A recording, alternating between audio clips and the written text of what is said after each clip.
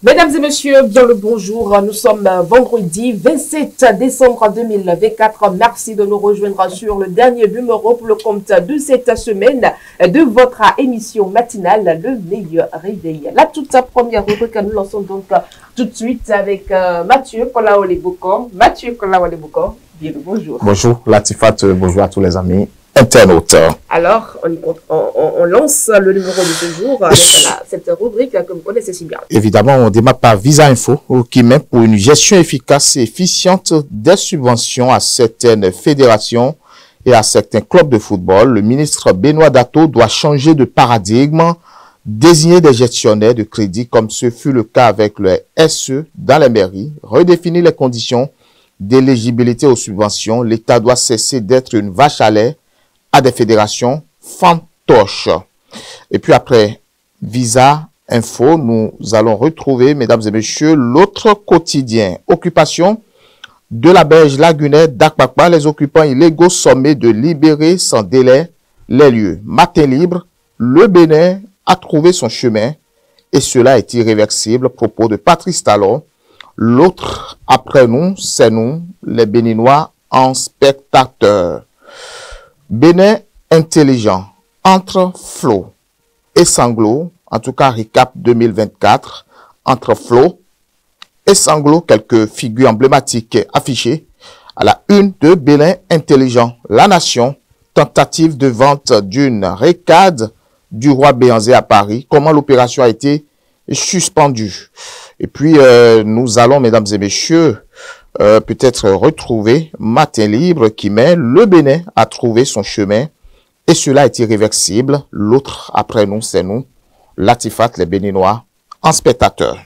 La deuxième rubrique de votre émission, c'est tout de suite. Nous sommes dans la présentation de l'actualité de ce matin. Berge lagunaire de Cotonou, l'ultimatum de Didier Tonato aux occupants. Un ultimatum est fixé pour permettre aux occupants de libérer les lieux. La date butoir fixée pour cette opération est le 6 janvier 2025. Cette initiative s'inscrit dans le cadre des efforts du gouvernement pour réhabiliter les berges lagunaires afin de lutter contre les inondations et dégradations des écosystèmes, garantir une meilleure gestion des zones humides pour la biodiversité et favoriser le développement durable. Quartiers concernés, Latifat, les zones visées par cette opération incluent Abokikodji et Delokpo, situés au cœur des activités économiques et commerciales le long des berges, Kpankpan, Midombo et Adogleta, quartier densément peuplé avec une forte occupation des espaces lagunaires, Flacomé et Agbator, secteur clé pour les initiatives d'assainissement et de revalorisation des berges.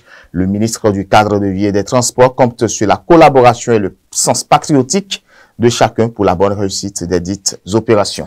Autre actualité, nous allons dans le nord du Bénin où des produits avariés ont été saisis par la direction départementale de l'industrie et du commerce. Oui, procéder justement au contrôle de la date de péremption des produits de première nécessité. Tel est l'objectif principal de cette sortie initiée par Antarou Para, le directeur départemental du commerce et de l'industrie de l'Atakora et son équipe le mardi 24 décembre 2020, veille de la fête de Noël. Les fruits ont tenu la promesse des fleurs, peut-on dire. Plusieurs produits avariés ont été saisis dans plusieurs boutiques de la ville. Quand on regarde la proportion, dit-il, le directeur départemental de l'industrie, justement, des commerçants contrôlés par rapport à ceux qui sont en infraction, peut se réjouir de ce que, de plus en plus, les gens respectent la réglementation en vigueur, a confié la DDIC Antarou Para. Néanmoins, Latifat, le directeur départemental, avertit que les contrôles vont se poursuivre en cette période de fête de fin d'année.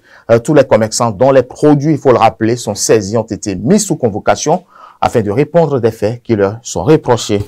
Hors de nos frontières, la France a officiellement retrocédé une première base militaire au Tchad. Ce départ s'inscrit dans le cadre du retrait des troupes françaises du Tchad, une décision souhaitée par le gouvernement tchadien. La manœuvre entamée il y a 2 semaines et demie vise une fin de mission au 31 janvier. Ce calendrier représente un défi logistique pour l'armée française déjà fortement mobilisée à Mayotte après le passage dévastateur du cyclone Chido. La prochaine étape pour les troupes françaises consiste à quitter Abéché dans l'est du Tchad où une centaine de soldats est encore stationnés. Enfin, il s'agira de rendre les clés du camp Kosei, voilà, à N'Djamena, dernière base militaire française dans le pays, une présence française depuis 1940, il faut le rappeler. Faya Lago, véritable oasis en plein désert, occupe une position centrale pour surveiller les montagnes du Tibesti situées au nord-ouest et celles de l'Enedi à l'est. Ce n'est pas un hasard si, début 1941,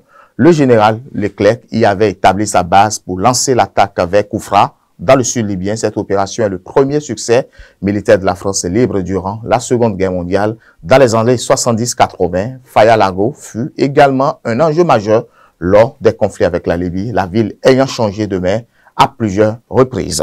Dans l'actualité sportive, nous parlons des dates officielles du calendrier des compétitions 2025 en Afrique. Oui, 2025 en Afrique pour débuter les hostilités, c'est le 27 janvier.